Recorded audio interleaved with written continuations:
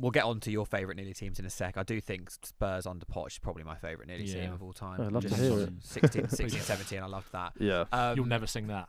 Ollie Thomas' favourite nearly team. But yeah, we're going to ask this to every guest as well to close out podcast, their favourite nearly teams. You can't say your own team. I think we're going to make that a rule now. Yeah. Rory last week chose Borussia Dortmund 12-13. Oh my God, we were literally discussing this on the way, and that's my favourite favourite European one. Lost the Champions League final, obviously, at Wembley, fittingly for you guys. Yeah.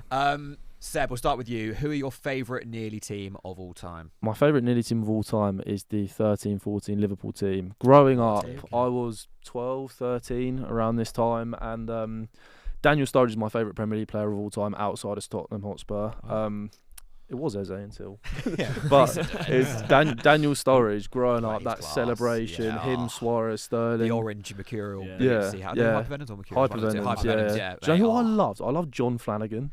That season of John Flanagan. I didn't, because he scored against us to make it 5-0, and it was just like, but AVB got sacked. I was like, I think John Flanagan's been cancelled now, by the way. Oh. No, you can say that. I take it back. I did a video about John Flanagan, and I think he's like, he's done some bad things in the interim period. Right. I didn't actually like him that much. But I always had a bad feeling about John Flanagan. I really wanted Liverpool to win the league that year. So obviously, because it was against Chelsea. I didn't like Brendan Rodgers, actually, funnily enough. No. I really didn't like him. Me and my dad just really hated Brendan Rodgers. but I mean, again, you talked about the narrative of like a team bottling something. They did bottle it. But the thing is, in the second half of the season, they obviously bottled it in the Crystal Palace game and the Chelsea game. But the second half of the season, those were the only two games they dropped points in after Christmas. So like January onwards, they were absolutely unreal. They scored 101 goals that year. It's nuts. And didn't win the league. But they had such a nearly men season of like being really exciting to watch. English talent coming through, iconic. Young players like Flanagan at the time, Raheem Sterling, and then best individual season of all time in Suarez, I'd say. I mean, he was absolutely unplayable. But then, they had two very like nearly men moments of the Gerrard slip. I remember we played Man City that day, and that was the early kickoff. So like City knew that I think it was then in their hand, and then Yaya Toure was just unbelievable. He was absolutely unstoppable. Like, I've never seen a player do that at Palace. And then obviously Chris Stamble. A couple of weeks after, or the week after. I've never been in a stadium. We talk about like inevitability previously. When we scored the second goal, it was just inevitable. It's like Damien Delaney that second. I mean, if Damien Delaney got the first one, and then Liverpool went straight up the other end, got a corner, we countered and scored again. And it was just like, we're going to score again. Like, there was just no doubt in my mind at all we were going to score again. And obviously Suarez crying. It was a sad way. Did you want? I know, obviously, were you mid-table at that point? It was. Did you want Crystal Palace to score? I mean, obviously, when Liverpool were 3-0 up, I was like, honestly, first of all, we're going to lose this game, is what I thought. And I was like, as a neutral, go and put 5 more. I was going to say, didn't they need? Was it the goal difference? Was it? Yeah, so they were technically still in it, but it was 3-0 after like an hour, and it was like, and they scored the third and went and grabbed the ball out of the net and ran straight back because they were like, we can go and win 6 or 7-0 here and make this a title race. But I mean, we won't talk about Palace too much, but that did kind of embody our season. Like the atmosphere was still like bouncing when we were 3-0 down. Was it your first season back in the Prem? First season back up, and that was our last home game. So the what a boy. That was horrendous. That though for Liverpool, I just remember like the scenes after the game were like they're Gerrard turning the camera away. It was brutal. The worst thing for Gerrard was obviously I remember when they beat Man City a few weeks before, where Sterling scored that brilliant goal where he just sent. Who was the defender? Company. Just like a hot dog and just like sat him down and scored. They won 3-2. Coutinho wrapped it in the bottom corner to win it.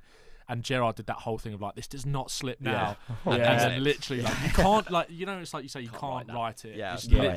They were too emotional about it, probably, going into those last couple of games. So. And they got Mourinho made. Chelsea, they played Thomas Callas was like unplayable at the back, I remember. But that was just a classic Mourinho. That just happens. Was that where Torres ran through and passed it to Willian? Yeah. Like, he was like almost like didn't want to score. Willian dribbled it into the net. 2-0. That was bad. Ben, your favourite nearly team? Also Liverpool. I've gone for 06-09 Liverpool. I think for a lot of the same reasons, like you talk about Sturridge. I think Torres was that for me. Same. Like those two were just Torres, like the long sleeves, the T90 boots. Like when he came in 2007, I remember he scored. I don't think it was on his debut, but I remember he scored against Chelsea at Anfield, where he like rolled it into the bottom corner, and then he just went on a run after that, and then for 2 or 3 years before then got that move to Chelsea. He was just absolutely unstoppable. That guy, wasn't he? I think the thing about Liverpool for me is that like that era really reminds me of watching Champions League football on ITV, like growing up, and they were involved in so many like amazing semi-finals. Playing Chelsea the whole time. Yeah. I remember Arsenal. Did they have one against Arsenal? Yeah, was it 4-4? There was a 4-4 obviously in the league, but there was there was a big Champions League one as well. I can't remember what it was exactly. That was one with like Walcott like scored. Yeah, Walcott ran through the whole team on the break, and then squared it to Adebayo, who scored an open goal, and then Adebayo just like ran away and started doing this crazy celebration. Yeah. Walcott had just done all the work. Yeah, didn't even acknowledge him. It was like, see you later, mate. It's just, again, like it's so much nostalgia attached to it. I really liked Liverpool growing up. So did I. Liverpool was like kind of a team where, like, for some reason, like my stepdad's generation, they're like, I couldn't stand Liverpool, like growing up and whatever. So I really liked them. I really liked that team. I loved Xabi Alonso. I remember it was the year technically before this, but I remember vividly watching them beat Luton in the FA Cup, where Xabi Alonso lobbed the goalie from the halfway line and then kind of made it his thing, where he did it to Steve Harper, I think it was, from Newcastle.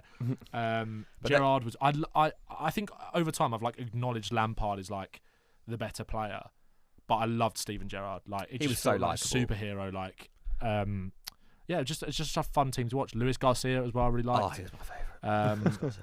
They were so good, so fun to watch. That 08-09 I think was when they came pretty close to winning the league that United year. Old They won like 4-1. Yeah. Very nearly men again. 86 points, top scorers in the league, and then they had a big game, which in my head was like, oh, that cost them the league. The 4-4 with Arsenal, where Arshavin scored 4. Yeah. But again, they won 12 of their last 15 games to close the season out, and they lost by 4 points to United. By 4 points to United at the top. They did some good business with Spurs that year as well. They bought Robbie Keane for 19.5 million, and then they sold him back to Spurs in January for 12 million. I remember he scored one outrageous goal against Arsenal at the Emirates, where like someone played a long ball and it was coming over his shoulder. Half volley, snap finish, bang, like off the bar and in. And it was where Liverpool, they had that disgusting like grey kit. And then he literally scored like 2 goals for them. One of them was that. And then we signed him back. And we signed Jermaine Defoe back in January as well. It was like the biggest dopamine rush ever. It's like, we sold Defoe like the January before to Pompey. Then Redknapp came in. We re-signed Robbie Keane and re-signed Jermaine Defoe in January. It was just like, this is amazing. Like, but yeah, they were so fun to watch. And just like, just that Champions League, Premier League nostalgia of growing up, really. I think,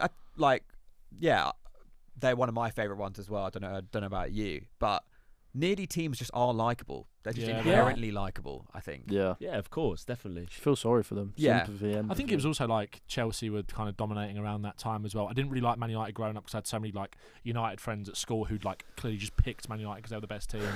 And Chelsea, obviously, you're kind of told not to like from when you're younger. So it's like you want. And Liverpool were like the only other team kind of in the race around, obviously, mainly 08-09. The couple of years before, it was just they were comfortable Champions League, finishing 4th or 3rd or whatever. I also vividly remember, like, obviously they won a trophy in this game, but to kind of set up this, or the kind of bookend the previous era, like where they won the Champions League. And then I vividly remember that FA Cup in 2006, like Gerrard scoring that goal, and it was like, that is iconic. It did, like, it just that kind of really made me like them, and then kind of went into this era. They were just, the Adidas kits as well, just. They were so good. But Torres kind of epitomised it for me. He was just such a fun striker to watch.